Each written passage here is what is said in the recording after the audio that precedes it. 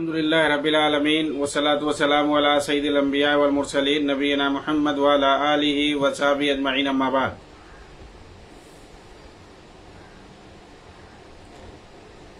محترم سامعین کرام، امام بربہاری رحمہ اللہ کی کتاب شرح السنہ جس کا درس جاری ہے، پچھلے دروس کے اندر اہل بدعت کی نشانیاں بتائی جا رہی تھیں۔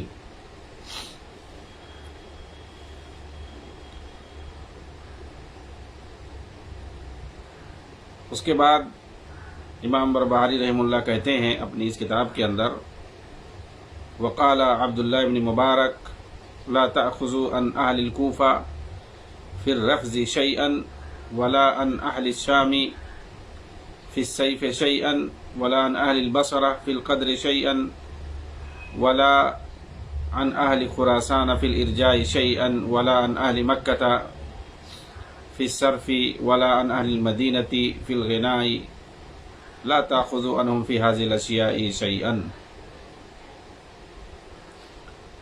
یہاں بھی اس پیراگراف میں بھی امام بربہاری رحمہ اللہ نے کچھ نشانیاں بتائی ہیں، کچھ اصول بتائے ہیں۔ کہتے ہیں کہ عبداللہ بن مبارک نے کہا رفض کے بارے میں اہل کوفہ سے کچھ نہ لو، کیونکہ وہاں پر اس طرح کے لوگ زیادہ پائے جاتے ہیں، تو وہاں سے اس چیز سے تو وہ لوگ گواہ نہیں بن سکتے ہیں، تو رفض و تشیع کے بارے میں ان لوگوں سے کوئی چیز نہ لو، دوسرے شہر والوں سے لو، وہ لوگ صحیح بتائیں گے۔ سیف کے بارے میں اہل شام سے کچھ نہ لو، اسی طریقے سے تقدیر کے بارے میں اہل بصرہ سے کچھ نہ لو، ارجاء کے بارے میں اہل خراسان سے کچھ نہ لو،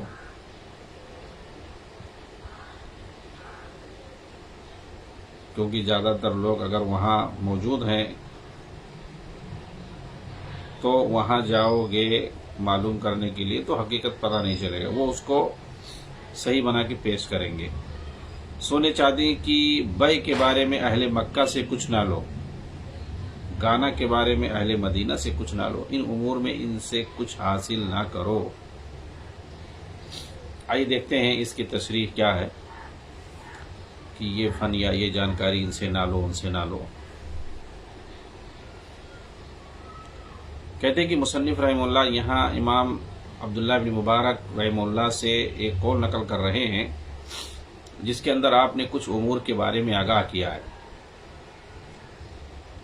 کہ ان امور کو، ان چیزوں کو فلاں فلاں شہر والوں سے نہ سیکھو، نہ لو، کیونکہ یہ چیزیں باطل ہیں۔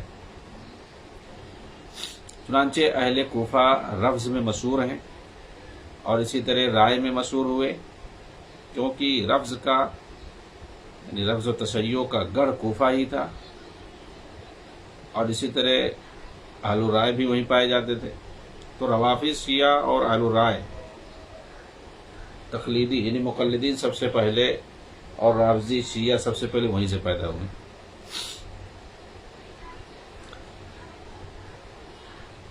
بلکہ غالی روافض جو ہیں وہیں رہتے تھے، جنہیں سیدنا علی رضی اللہ تعالیٰ عنہ نے جلایا تھا باقاعدہ، اور جنہیں بعد میں سبعیہ کہا گیا۔ اسی طرح اہل رائے، اہل کوفہ سے رائے بھی نہ لیا جائے رائے کے بارے میں۔ اسی رائے کی ایک مثال کہتے ہیں نبیذ ہے، کہ اگر وہ انگور اور رطب کھجور کی نہ ہو تو اس کا پینا جائز ہے، خواہ وہ مسکر ہی کیوں نہ ہو۔ تو یہ رائے ہے، وہاں ایسا لوگ بولتے ہیں، جبکہ صریح اور واضح حدیثوں میں آیا کہ ہر نشہ آور چیز شراب ہے اور ہر شراب حرام ہے۔ اس لیے نبیذ کے اندر اگر نشہ آ جائے تو اس کا پینا جائز نہیں ہے، خواہ وہ نشہ کم ہو یا زیادہ، تھوڑا ہو یا زیادہ، سب حرام ہے۔ یہ اس لیے منع ہے کیونکہ تھوڑا پینے سے زیادہ پینے کا سبب بن سکتا ہے، جیسا کہ حدیث میں ہے۔ ابو ہریرہ رضی اللہ تعالیٰ عنہ حدیث کے راوی ہیں کہ اللہ کے نبی نے فرمایا لعن اللہ السارق یسرق البیضۃ فتقطع یدہ ویسرق الحبل فتقطع یدہ، لعنت ہو اللہ تعالیٰ کی اس چور پر جو چراتا ہے انڈا پھر اس کا ہاتھ کاٹا جاتا ہے، اسی طریقے سے رسی چراتا ہے اور اس کا ہاتھ کاٹا جاتا ہے. یعنی ابتدا کرتا ہے رسی سے، انڈے سے، لیکن ایک وقت آتا ہے کہ وہ چوری کرتے ہوئے بڑی چیزوں کی پکڑا جاتا ہے اور اس کا ہاتھ کاٹ دیا جاتا ہے، کیونکہ انڈے کی چوری میں ہاتھ نہیں کاٹا جائے گا. رسی کی چوری میں جو جانوروں کے باندھنے کے کام آتا ہے اس میں کوئی ہاتھ نہیں کاٹے گا. لیکن یہاں پر اس لیے کہا گیا ہے کیونکہ یہ چیزیں سبب بنتی ہیں. جو شخص تھوڑی چیز میں بے پرواہی برت سکتا ہے، شیطان اسے بڑی چیز میں داخل کر سکتا ہے. اس لیے اگر وہ تھوڑا شراب پی سکتا ہے یا وہ نبیذ جو مسکر نہیں ہے وہ مسکر نبیذ اور زیادہ شراب بھی پی سکتا ہے. تو وہاں یہ لوگ کوفہ کے اندر زیادہ مشہور تھے، اہل رائے بھی تھے، اور اسی طریقے سے رفض و تشیع اہل رفض روافض تھے. اب وہاں کے بارے میں جاؤ گے تو ظاہر سی بات ہے جو اہل رائے اپنے آپ کو صحیح بتائیں گے اور وہ اپنے مذہب اور اپنے منہج کو عین اسلام بنا کے پیش کریں گے. ایسے ہی روافض سے آپ پوچھو گے، ظاہر سی بات ہے وہ اپنے آپ کو دین کے ٹھیکیدار بن کے بتائیں گے اور باقی کو کہیں گے سب تو ناسبی ہیں، دشمن ہیں اللہ کے رسول صلی اللہ علیہ وسلم کے گھرانے کے سب دشمن. نبی کے گھرانے کا جو دشمن وہ مسلمان تھوڑی ہو سکتا ہے. نبی سے دشمنی کر کے کوئی مسلمان ہوگا؟ وہ لوگ یہی سیدھا کہتے ہیں. تو نبی کے گھرانے کا دشمن وہ نبی کا دشمن، تو وہ اپنے علاوہ سب کو ناسبی کہتے ہیں، نبی کے گھرانے کا دشمن کہتے ہیں. تو ظاہر سی بات اپنے ہی وہ دین کا ٹھیکیدار بنتے ہیں، اپنے کو مومنین کہتے ہیں، جی ہاں، اور باقی کو اہل تسنن کہتے ہیں. یہ ساری چیزیں ان کی ہیں. تو یہ اصول بتایا عبداللہ بن مبارک رحمہ اللہ کا اصول ہے یہ کہ کوفہ والوں سے رائے کے بارے میں، تقلید کے بارے میں مت پوچھنا. ایسے ہی کوفہ والوں سے رفض و تشیع کے بارے میں مت پوچھنا. اب مطلب یہ ہے کہ دوسروں سے پوچھو تو وہ لوگ صحیح سے بتائیں گے اور وہ لوگ غیر جانبدار ہو کر بتائیں گے. اسی طریقے سے کہا کہ اہل بصرہ سے تقدیر کے بارے میں کچھ نہیں لیا جائے گا، تقدیر کے مسئلے میں، اس لیے کہ بصرہ ہی انکار تقدیر کا سرچشمہ ہے. وہ انکار تقدیر کو عین دین بتائے گا. وہاں سے پوچھو گے لوگوں سے، اب سب نہیں لیکن غالب گمان یہی ہے کہ ہو سکتا ہے جو عقیدہ رکھتا ہو اسی سے پوچھ بیٹھیں تقدیر کے بارے میں، تو تقدیر کے مسئلے کو اپنے حساب سے بیان کر دے گا دین بتا کر کے. بھئی اہل بدعت یہی تو کرتے ہیں. تو آپ بدعتیوں سے جو دین سیکھنے کے لیے منع کیا جاتا ہے اسی وجہ سے، کیونکہ آپ بدعتی کے پاس جاؤ گے دین سیکھنے کے لیے، اس کی تقریر سنو گے، اس کی کتاب پڑھو گے یا اس کے پاس جاؤ گے سیکھنے کے لیے، تو اس کے پاس جو ہے وہی سکھائے گا. جو وحدت الوجودی ہے وہ وحدت الوجود ہی بتائے گا، اسی کو عین دین، اسی کو عین توحید بتائے گا. جی ہاں، بغاوت اور خروج کو وہ عین دین بتائے گا، بلکہ اسی کو جہاد بتائے گا. تو آپ کیا کرو گے؟ آپ کو تو کچھ پتا نہیں ہے، سیکھنے گئے ہو نا، تو سیکھنے کا مطلب کیا؟ اچھا، بہت سے لوگ بڑی چالاکی سے کہتے ہیں دوسروں کو بیوقوف بناتے ہوئے کہ یہ صحیح نہیں ہے. بھائی بریلوی روکتے ہیں، وہ لوگ کے فلانے ڈمکانے، اہل حدیث بھی روکتے ہیں کہ ان سے نہ سیکھو، ان سے نہ سیکھو. روک نہیں لگانا چاہیے، جو روک لگاتا ہے وہ اور کرتا ہے ایسا ویسا. ایسا جو ہے بیوقوف بناتے ہیں لوگوں کو.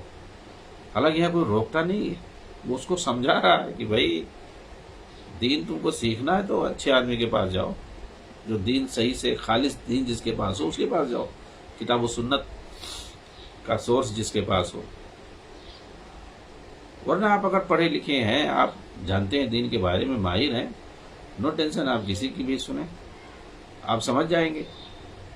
لیکن آپ دین نہیں سمجھتے ہیں، اصول نہیں جانتے ہیں، تو آپ کیا سمجھ پائیں گے کیا غلط بول رہا ہے کیا صحیح بول رہا ہے؟ وحدت الوجود کو ویسا تشریح کر دے گا کہ آپ ہکا بکا رہ جاؤ گے، کیونکہ یہی تو عین توحید ہے. جی ہاں، اس لیے اس چیز میں جو ہے احتیاط برتنا چاہیے. دین کا مسئلہ ہے. تو کوفہ والوں کے، بصرہ والوں سے آپ جاؤ گے تقدیر کے بارے میں مسئلہ پوچھنے کے لیے، تو وہ لوگ اسی کو دین بتا کے پیش کریں گے. اسی لیے وہاں سے منع کر دیا کہ وہاں پر منکرین تقدیر چونکہ زیادہ پائے جاتے ہیں، اس لیے وہاں جو ہے تقدیر کے بارے میں مت کچھ پوچھنا، میں تو پتہ چلے گا تم انکار تقدیر ہی کو ایمان سمجھ بیٹھو گے۔ اور اسی طریقے سے کہا کہ ارجا کے بارے میں اہل خراسان سے کچھ نہ لو۔ ارجا اور جہمیت کا سرچشمہ خراسان ہے، وہاں سے مرجی پیدا ہوئے، وہاں سے جہمی پیدا ہوئے، اور ان دونوں بدعتوں کا سرچشمہ تعطیل صفات ہے، یعنی صفات کا انکار۔ تو جہمیہ اور مرجیہ یہ صفات کا، صفات باری تعالیٰ کا انکار کرتے ہیں، اس لیے صفات کے تعلق سے خراسان والوں سے مت پوچھنا، صفات باری تعالیٰ کے تعلق سے اس مسئلے میں، کیونکہ وہاں مرجی اور جہمی پائے جاتے ہیں، تو وہ لوگ انکار صفات ہی کو، تعطیل صفات ہی کو توحید بتائیں گے، تو آپ کیا کرو گے؟ تعویل کر کے سمجھا دیں گے۔ اس لیے کچھ اصول بتایا گیا ہے، اور یہ چیز جو ہے شیخ امام بربہاری رحمہ اللہ نے اپنی کتاب کے اندر لکھا۔ آگے کہتے ہیں سونے چاندی کی بے کے بارے میں اہل مکہ سے کچھ نہ لو، یعنی اہل مکہ نے ابن عباس کی رائے لی جو سود کو صرف بے نسیہ میں منحصر مانتے تھے اور کہتے تھے کہ سود صرف بے نسیہ میں ہے، جو ادھار والی بے ہوتی ہے، مگر ان کا رجوع ثابت ہے، کہتے ہیں بے نسیہ یعنی بے اجل ادھار کو کہتے ہیں، لیکن اگر ہاتھوں ہاتھ ہو، سونا کے بدلے سونا، چاندی کے بدلے چاندی، جو کے بدلے جو اور کھجور کے بدلے کھجور، تو ایسی صورت میں تفاضل جائز ہے بشرطے کہ ہاتھوں ہاتھ ہو۔ تو یہ پہلے کہتے ہیں ابن عباس کی رائے تھی، ورنہ بعد میں ان سے رجوع ثابت ہے، اس لیے ایسی کوئی بات نہیں ہے۔ یعنی مکہ والوں کے بارے میں جو یہ اصول بنایا گیا ایک طریقے سے گویا یہ ابن عباس رضی اللہ تعالیٰ عنہما کے پہلے قول پر منحصر ہے، ورنہ جو انہوں نے رجوع کر لیا اس کے بعد اگر ہم مانیں تو پھر یہ صحیح نہیں ہے۔ کہتے ہیں کہ بعد میں ابن عباس رضی اللہ تعالیٰ عنہما کے پاس ابو سعید خدری رضی اللہ تعالیٰ عنہ کی حدیث پہنچی، جس کے اندر اللہ کے رسول نے فرمایا ہے الذهب بالذهب والفضة بالفضة والبر بالبر والشعير بالشعير والتمر بالتمر والملح بالملح مثلا بمثل يدا بيد فمن زاد او استزاد فقد اربى الآخذ والمعطي فيه سواء۔ آپ نے فرمایا کہ بیچو سونے کو سونے کے بدلے، چاندی کو چاندی کے بدلے، گیہوں کو گیہوں، اور جو کو جو کے بدلے، کھجور کو کھجور کے بدلے، اور نمک کو نمک کے بدلے، برابر برابر نقدن نقدن، پھر جو کوئی زیادہ دے یا زیادہ لے تو سود ہوگا، لینے والا اور دینے والا دونوں اس میں برابر ہیں۔ چنانچہ اس حدیث کے پہنچنے کے بعد ابن عباس رضی اللہ تعالی عنہما نے اپنی رائے سے رجوع کر لیا، مگر لگتا ہے اہل مکہ کے کچھ لوگ اسی رائے پر قائم رہے جو کہ غلط ہے، اسی لیے ابن المبارک رحمہ اللہ نے اسے آگاہ کر دیا اور اس سے دور رہنے کے لیے کہا کہ سونے چاندی کے خرید و فروخت کے بارے میں اہل مکہ سے کوئی مسئلہ مت پوچھو، نہیں تو وہ لوگ بھٹکا دیں گے۔ تو گویا جیسے کہ ابوالحسن اشعری رحمہ اللہ کا جو پہلا قدیم قول تھا اور وہ صحیح نہیں تھا، اس میں اعتزال اور جو ہے کلابیہ وغیرہ کا منہج پایا جاتا تھا، اسی کو جو ہے انہوں نے کچھ کریکشن کر کے تصحیح کر کے اپنا ایک الگ منہج بنایا تھا جس کو اشعری بولتے ہیں۔ تو بہت سارے ان کے فالوور ہیں اور اسی مذہب پہ قائم، لیکن ان کے بارے میں آتا ہے، اور حقیقت ہے کہ آخر میں انہوں نے رجوع کر لیا۔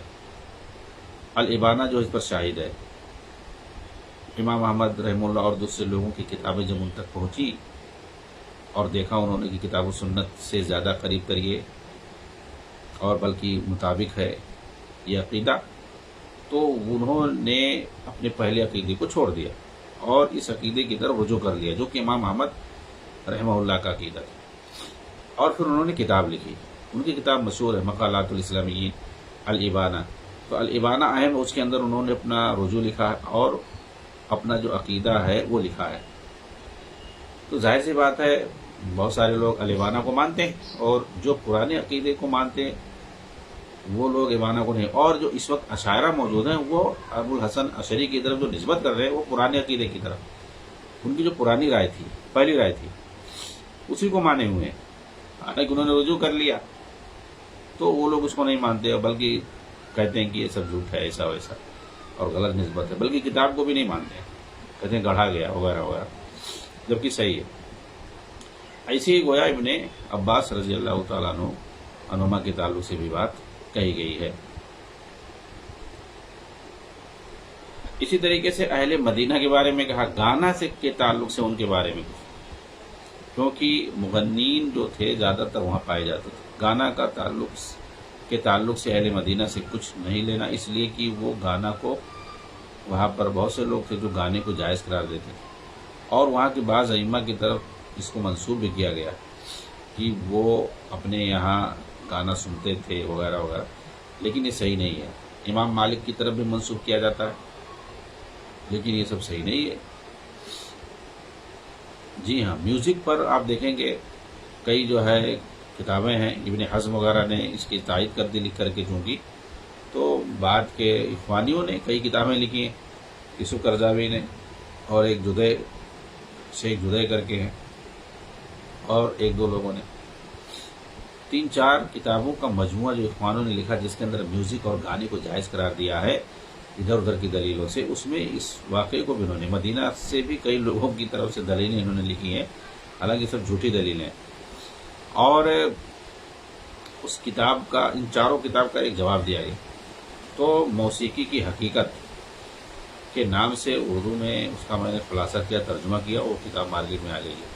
اخوانیوں نے جو کچھ میوزک کو، گانے کو جائز قرار دیا ہے، اس کا اچھی طرح سے جائزہ لیا گیا ہے اور ثابت کیا گیا ہے کہ نہ میوزک صحیح ہے، جائز ہے، حرام ہے، اور اسی طریقے سے گانا بھی حرام ہے، دونوں صحیح نہیں ہے. ہاں، تو یہ بہت ہی اہم کتاب ہے، موسیقی کی حقیقت کے نام سے اس کا اردو میں ترجمہ بھی ہے، جو کہ اخوانیوں کی کتابوں کا، 4 کتابوں کا جواب ہے.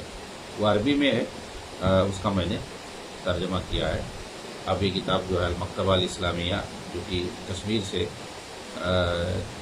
چلا رہے ہیں عبدالرؤف بھائی، ان سے جو ہے آپ لے سکتے ہیں. تو بہرحال یہ چیزیں مدینہ والوں کی طرف منسوب کی گئی ہیں، لیکن صحیح نہیں ہے. کچھ چیزیں جو باطل اور گمراہ ہوتی ہیں، اور جہاں پر مشہور ہو وہ چیز، اسی کو وہ لوگ جائز سمجھتے ہوں، یا دین سمجھتے ہوں، یا عقیدہ اپنا اور ایمان سمجھتے ہوں، تو ان سے اس چیز کے بارے میں نہیں پوچھنا چاہیے. یہ مصنف رحمہ اللہ نے یہاں پر بتانے کی کوشش کی ہے. کیوں؟ اس لیے کہ بھائی وہ لوگ دین ہی، جب اس کو دین عقیدہ سمجھتے ہیں، ایمان سمجھتے ہیں، یا اس کو جائز سمجھتے ہیں، تو اس کو اسی حساب سے بتائیں گے اور آپ اس کو جائز سمجھ لو گے. ہاں، ان کے بارے میں اگر جاننا ہے، اس رائے کے بارے میں جاننا ہے، اس مسئلے کے بارے میں، تو آپ صاحب مسئلہ سے نہ پوچھ کر کے دوسرے سے پوچھو، تو وہاں آپ کو اچھی جانکاری ملے گی. ایک طرح سے اصول بتا دیں. آگے دیکھیں اسی طرح کا اصول اور بتا رہے ہیں. وَإِذَا رَأَيْتَ الرَّجُلَ يُحِبُّ أَبَا هُرَيْرَةَ وَأَنَسَ بْنِ مَالِكَ وَأُسَيْدِ بْنِ حُذَيْرٍ فَاعْلَمْ أَنَّهُ صَاحِبُ سُنَّةٍ إِنْ شَاءَ اللَّهُ. وإذا رأيت الرجل يحب أيوب وابن عون ويونس بن عبيد وعبد الله بن إدريس الأودي والشعبي ومالك بن مغول ويزيد بن زريع ومعاذ بن معاذ، بہت سارے تابعین کا ذکر کیا. وإذا رأيت الرجل يحب أحمد بن حنبل وحجاج بن منحال وأحمد بن نصر فاعلم أنه صاحب سنة إن شاء الله وذكرهم بخير وقال بقوله. کہتے ہیں اگر کسی کو دیکھو کہ وہ سیدنا ابو ہریرہ، سیدنا انس بن مالک، سیدنا اسید بن حضیر رضی اللہ تعالیٰ عنہ اجمعین سے محبت کرتا ہے، تو جان لو کہ وہ اہل سنت ہے. اور اگر کسی کو دیکھو کہ وہ ابو ایوب سختیانی، ابن عون، یونس بن عبید، عبداللہ بن ادریس، اودی، شعبی، مالک، یزید ابن زریع، معاذ ابن معاذ، وہب ابن جریع، حماد بن سلمہ، مالک بن انس، اوزائی وغیرہ سے محبت کرتا ہے تو جان لو کہ وہ اہل سنت۔ اسی طریقے سے اگر کوئی دیکھو کہ احمد بن حنبل سے، احمد بن نصر سے محبت کرتا ہے اور ان کا ذکر خیر کرتا ہے، ان کے لیے اچھی رائے رکھتا ہے تو جان لو کہ وہ بھی اہل سنت میں سے ہے۔ سب سے پہلے انہوں نے 2-3 صحابہ کا ذکر کیا ہے کہ ان لوگوں سے اگر کوئی محبت کرے تو جان لو کہ وہ اہل سنت ہے۔ تو دیکھیں صحابہ کو لے کر کے آپ دیکھتے ہیں کہ مسلمانوں میں 2 طرح کے لوگ پائے جاتے ہیں، صحابہ کے تعلق سے بلکہ 2-3 طرح کے لوگ پائے جاتے ہیں۔ کچھ لوگ تو کلی طور پر ہر اعتبار سے صحابہ کو عادل مانتے ہیں، ثقہ مانتے ہیں، ان کا دفاع کرتے ہیں ہر طرح سے، اور انہیں امت میں سب سے افضل مانتے ہیں۔ یہ اہل السنہ والجماعہ اہل الحدیث خالص ہیں، جی ہاں۔ اور کچھ تو ایسے ہیں جو پورے طور پر صحابہ کے خلاف ہیں، گالی دیتے ہیں، جسے روافض ہیں۔ اسی طریقے سے کچھ لوگ جزئی طور پر اعتراض کرتے ہیں، جی ہاں بہت سارے لوگ ہیں تو جزئی طور پر بہت سارے صحابہ پر اعتراض کرتے ہیں، مانتے بھی ہیں نہیں بھی مانتے، جیسے کہ بہت ساری اخوانی سرگنا ہیں موجودہ دور میں، خاص طور سے خوارج ہیں، اور موجودہ دور میں اخوانی جماعت ہیں، تحریکی جماعت والے، مودودی جماعت والے، اور اسی طریقے سے تقلیدی جماعت والے بھی ہیں۔ ان کے مسلک کے حساب سے اگر کوئی حدیث نہیں ہے تو صحابے پر اعتراض کر دیا، جنہوں نے حدیث روایت کی ہے وہ حدیث ان کے خلاف ہے تو صحابہ کو الٹا سیدھا کہہ دیا اور حدیث کا انکار کر دیا، صحابہ پر اعتراض کر دیتے ہیں، صحابہ کے خلاف بکواس کرنے لگتے ہیں، یہ غیر فقیہ ہے، یہ جاہل اکھڑ تھے، یہ گنوار تھے، نعوذ باللہ۔ اس طرح کے الفاظ جو ہے تقلیدیوں کی طرف سے بھی ہے، تو بہرحال ان کی طرف سے کم ہے، لیکن زیادہ تر خوارج اور جو موجودہ دور کے خوارج ہیں خاص طور سے، ان کی طرف سے بعض صحابہ پر غلط طریقے سے بکواس کیا گیا، پیچھے اٹھالا گیا۔ لیکن سب سے زیادہ کس کی طرف سے ہے گستاخی؟ روافض کی طرف سے، اس کے بعد خوارج اور موجودہ دور کے جو خوارج ہیں ان کی طرف سے۔ اسی لیے جو صحابہ سے پورے طور پر محبت کرے، اور خاص طور سے انہوں نے ابو ہریرہ رضی اللہ عنہ کا نام لیا ہے، تو سمجھ لیں کہ وہ اہل سنت نشانی ہے یہ۔ تو اسی طرح دیگر تمام صحابہ بھی، 2-3 صحابہ کا انہوں نے نام لیا، تمام صحابہ مراد۔ تو یہ چیز کہہ رہے ہیں کہ اہل بدعت اور اہل سنت کے درمیان فرق کرنے والی چیز ہے کہ کون تمام صحابہ سے محبت کرتا ہے، ہر ایک کا دفاع کرتا ہے، کسی پر جو ہے طعن و تشنیع اور نقطہ نہیں اٹھاتا ہے، وہ کسی کو کچھ نہیں بولتا ہے، سب کا دفاع کرتا ہے۔ یہ اصلی اہل السنہ والجماعہ اہل الحدیث ہی ہے جو ہر صحابی کا دفاع کرتے ہیں، جی ہاں۔ ان کے علاوہ آپ دیکھو گے سب فیل ہیں، چاہے تھوڑا چاہے زیادہ، سب فیل نظر آتے ہیں۔ اہل الحدیث ہیں جو صحابہ کرام کا ہر طریقے سے وہ دفاع کرتے ہیں، اور جیسا ان کے بارے میں عقیدہ رکھنے کے لیے کہا گیا اسی طرح کا ان کے بارے میں عقیدہ رکھتے ہیں۔ تو یہ صحابہ ہمارے لیے معیار ہے ایک طرح سے، اس لیے تمام صحابہ سے محبت کرنا ضروری ہے، ان میں سے کسی کو مستثنا نہیں کیا جا سکتا۔ چنانچہ جو کسی ایک بھی صحابی پر نکتہ چینی کرے اس کے بارے میں سلف نے کہا ہے کہ وہ زندیق ہے۔ ابو زرع رحمہ اللہ نے یہ بات کہی ہے، اسی لیے ان سے محبت اور ان کا احترام واجب ہے، اس لیے وہ رسول اللہ صلی اللہ علیہ وسلم کے انصار اور آپ کے ساتھی ہیں۔ انہوں نے دین اسلام کی نصرت و اشاعت کی خاطر اپنی جان و مال کو قربان کیا، اس لیے وہ ہماری طرف سے ہر طرح کی محبت اور ادب کے مستحق۔ اس طرح آپ نے کچھ تابعین کا ذکر کیا کہ اگر دیکھو کسی کو کہ ایوب بن اور یونس بن عبید، عبداللہ بن ادریس، اور اس طریقے سے معاذ بن معاذ، وہب بن جریر، حماد بن سلمہ، مالک بن انس، اوزائی، قدامہ بن زائدہ سے محبت کرتا ہے تو جان لو کہ اہل سنت۔ یہ تمام جو ہے ائمہ اہل سنت ہیں، ان سے محبت کرنا اس بات کی دلیل ہے کہ وہ ان کے منہج، ان کے طریقے سے محبت کرتا ہے، اور اس منہج میں وہ اہل باطل کی مخالفت کرتا ہے۔ وہ جہمیہ، مرجیہ، معتزلہ، خوارج کے مخالف ہے، وہ سنت کا داعی ہے، اسی کی تربیت کرتا ہے، اسی پر وہ لوگوں کو ابھارتا ہے اور اسی کو وہ دفاع کرتا ہے۔ چنانچہ جو ان سے محبت کرے گا وہ سنت سے محبت کرے گا، اس کی اتباع کرے گا، اور یہی معیار ہے جس سے لوگوں کو پہچانا جاتا ہے۔ اگر آپ نہیں جانتے ہیں کہ فلاں کا منہج کیسا ہے تو آپ یہ کیسے پتہ لگائیں گے کہ یہ بدعتی ہے یا یہ گمراہ ہے؟ یہ کیسے جانیں گے کہ وہ حق پر یا باطل پر؟ آپ دیکھیں گے کہ وہ کیا لکھ رہا ہے، کیا بول رہا ہے، کس چیز کو بنیاد بنا کر وہ مناظرہ کر رہا ہے۔ اور اسی طرح سے دوسری چیز، سلف کہتے تھے اگر تم کسی بصری کو دیکھو کہ وہ حماد بن سلمہ پر طعن و تشریح کر رہا ہے تو جان لو کہ بدعتی ہے۔ اگر کسی شامی کو دیکھو کہ امام اوزاعی پہ طعن و تشریح کر رہا ہے تو سمجھ لو کہ وہ قدری ہے۔ اگر دیکھو کہ کوئی فلاں سے نفرت کرتے، کوفہ والوں کو دیکھو کہ وہ فلاں سے نفرت کرتے تو جان لو کہ وہ رافضی ہے۔ یہاں بتلانا یہ مقصود ہے کہ یہی لوگ ائمہ اہل سنت ہیں جن کا ذکر مصنف نے کیا ہے، چنانچہ جو ان سے محبت کرے گا وہ سنت سے محبت کرے گا۔ لیکن متأخرین میں ہم دیکھتے ہیں کہ کچھ لوگ ان سے محبت تو کرتے ہیں مگر وہ اشعری، جہمی اور صوفی، اس لیے معیار اسی زمانے کے لیے ہے۔ اس وقت یہ معیار نہیں ہے کیونکہ بہت سے اہل بدعت اور خاص کر اشاعرہ ان ائمہ اہل سنت کا احترام کرتے ہیں مگر عقائد اور مناہج میں ان کی مخالفت کرتے ہیں، گرچہ یہ سنت کے دعوے دار ہیں۔ اس لیے اگر کسی اشعری کو دیکھیں کہ وہ ان ائمہ اہل سنت سے محبت کرتا ہے تو یہ نہ کہیں کہ وہ اہل سنت میں سے ہے، بلکہ وہ اشعری صوفی ہے، بلکہ یہ صحابہ کے اندر غلو کرتے ہیں۔ اسی طرح یہ ائمہ کے اندر غلو کرتے ہیں۔ اس وقت یہ تیجانی، مرغنی، نقشبندی، سہروردی وغیرہ میں بڑھ چکے ہیں۔ یہ لوگ ائمہ اہل سنت سے محبت کرتے ہیں اور یہ دعویٰ بھی کر سکتے ہیں کہ یہ سب ان کے ائمہ ہیں، اس لیے ایسے لوگوں کو مستثنیٰ کیا جائے گا۔ ہاں، جو ان کے عقیدے اور منہج میں ان سے محبت کرے وہ اہل سنت میں سے ہوگا، وہ سلفی ہوگا۔ اور اگر ان صوفی خرافاتی عقائد والی قسموں میں سے ہوگا تو وہ اہل سنت میں شمار نہیں ہوگا، گرچہ وہ ان سے اپنی محبت کا دعویٰ کرے، کیونکہ وہ ان کے منہج اور طریقے سے دراصل محبت نہیں کرتا ہے، اس لیے ان کی محبت دلیل نہیں ہوگی۔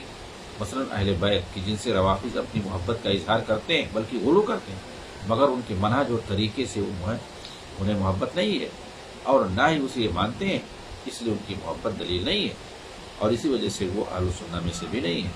اس لیے اس پر تنبیہ ضروری ہے۔ ممکن ہے اس وقت یہ معیار رہا ہو مگر ابھی یہ معیار نہیں رہا، اس لیے یہ تفصیل ضروری ہے۔ یعنی ان کے منہج اور طریقے کو ماننا بھی اور ان سے محبت کرنا دونوں ضروری ہے۔